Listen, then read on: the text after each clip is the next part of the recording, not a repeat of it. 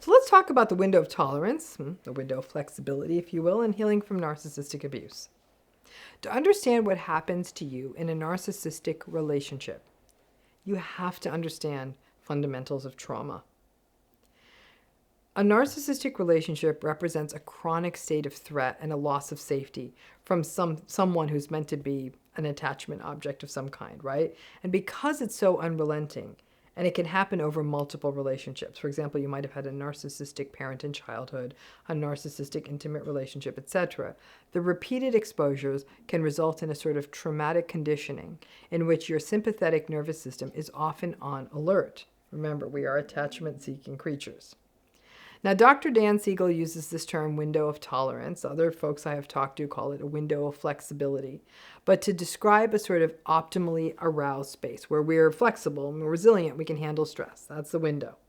Now, trauma responses can either leave people either over or hyper aroused. And during those hyper-aroused times, you may experience intense anxiety, a sense of being overwhelmed or feeling out of control with your emotions, perhaps feeling emotionally dysregulated or angry. These are sympathetic responses to an interpersonal trigger or an internal sensation. And when you feel like this, you are unsettled. You're not able to concentrate or focused or are distressed by your emotional state. Or you may even behave in a manner that later on brings up negative emotions such as shame.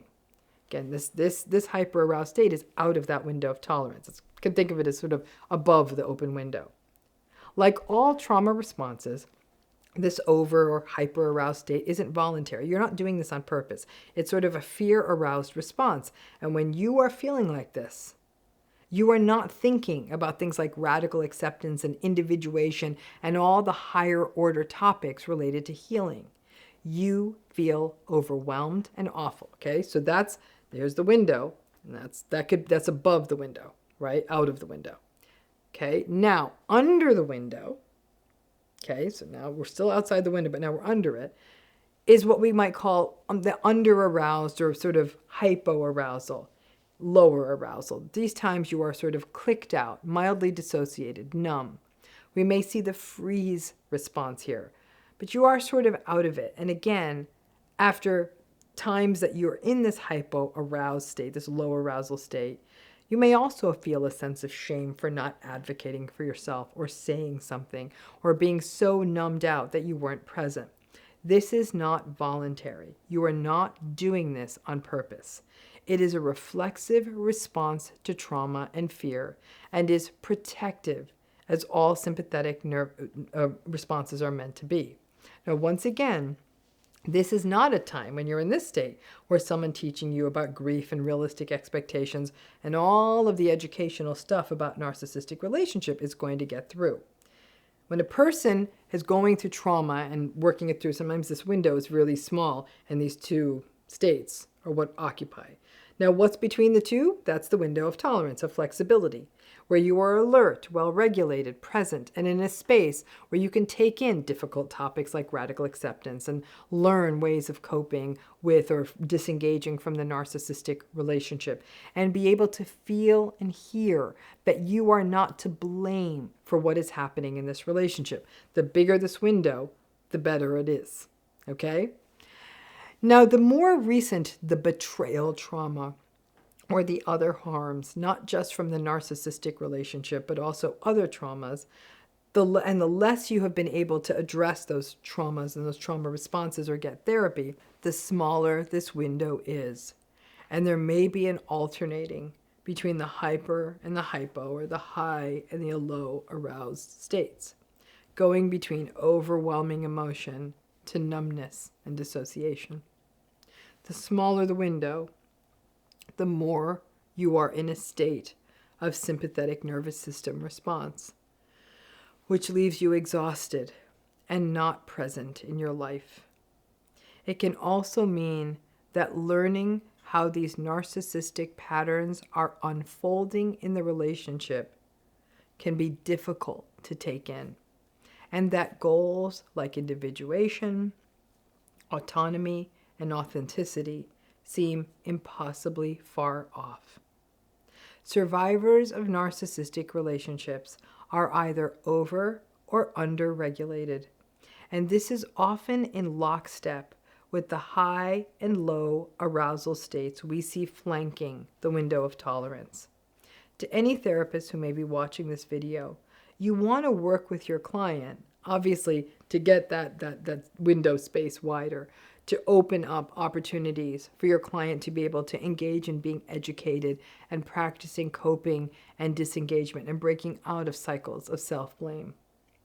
For those of you who are watching this and you're in one of these relationships, you want to get into that window of flexibility, that window of tolerance. And again, to the therapist, it's a reminder that all clinical work that we do with clients who are experiencing narcissistic relationship is always and foremost trauma and antagonism informed work. But understanding the window of tolerance can help you become more self-compassionate in the face of your own healing. Because what may happen is that you feel as though everyone else seems to be getting it and healing and moving forward and radically accepting and grieving and getting social support. And you can't break out of this overwhelming sense of awful and despair and even times of just sort of being numb and dissociated. In your case, that backing and forthing, it may be that that window is too small. And the work then for you is first to focus on the trauma-oriented work, whether that is EMDR or somatic therapies or IFS or EFT or whatever is working for you, to work through your trauma responses, to get into the present moment, to feel in your body and feel grounded.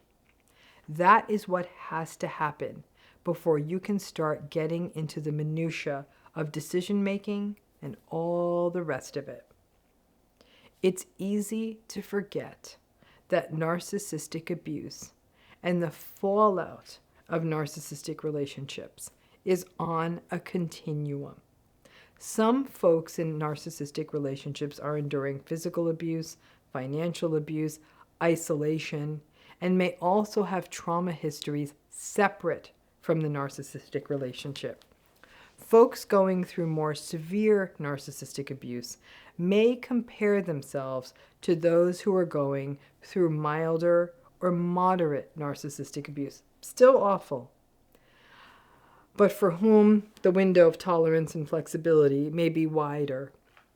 And so you are grasping that they aren't going to change stuff if you're in that wider window, and addressing the self-blame more headlong. And I often observe that folks who are going through more narcissistic abuse or who have partners whose behaviors are more consistent with psychopathy or malignant dark tetrad kind of stuff will often think, maybe it's me that is a mess because I am just all over the place and I'm so overwhelmed and I can't come down. And it's not you. It's the shades of gray of trauma recovery and understanding that we need to get that window wider for you so you feel more regulated and able to do the more cognitive work of healing.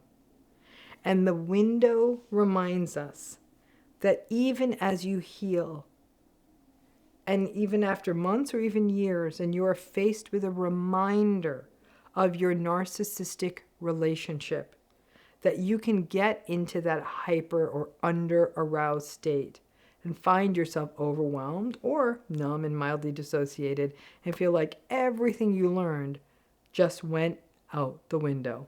Pun intended. It didn't. It's about taking what you have learned about breathing and mindfulness and soothing and connecting to your body and feeling safe to get back into that window, that flexibility, that tolerance, and recognizing that you were triggered and your body was simply trying to keep you safe. You may even find that when you are in the more hyper-aroused state, that the language you use to talk about yourself is awful. I am a stupid, awful, loser, terrible person. I deserve this. And again, as you come back into yourself, You recognize that the persecutory language is that protective part that tries to keep you from the edge in that awful way, in that awful voice. We can learn new ways, but you need to be more in that top flexible tolerant space to get there. As you heal, that window gets bigger, and you also learn how to use your body, your words, your breath, your awareness, your thoughts to care for yourself. You are better able to manage stress and the crises of life. It doesn't mean the narcissistic relationship doesn't hurt, or the narcissistic words don't aggravate and befuddle you. But you may feel better able to manage the stress that they raise. Understanding this can also help you understand how to best approach your healing, especially if you find that overwhelm or numbing or tuning out are frequent go-tos. It means working on that part first and then turning into the more educational, tactical stuff. While all narcissistic folks have a lot in common, all of our relationships and histories are different, and our healing processes will be as well. Thanks again.